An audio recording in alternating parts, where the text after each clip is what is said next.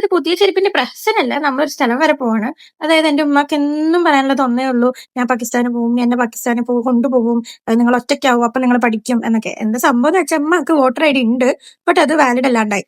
എന്റെ ഓർമ്മ വെച്ച കാലം തൊട്ട് ഉമ്മ ആകെ ഒറ്റ വോട്ട് ചെയ്തിട്ട് ഞാൻ കണ്ടിട്ടുള്ളൂ. എപ്പോൾ ഇലക്ഷൻ ടൈം ആയാലും ഉമ്മാന്റെ പേര് വോട്ട് ലിസ്റ്റിൽ വരില്ല. അപ്പൊ നമ്മൾ ഉമ്മാരെ പുതിയ ഐഡന്റിറ്റി കാർഡ് വാങ്ങാൻ വേണ്ടി പോവാണ്.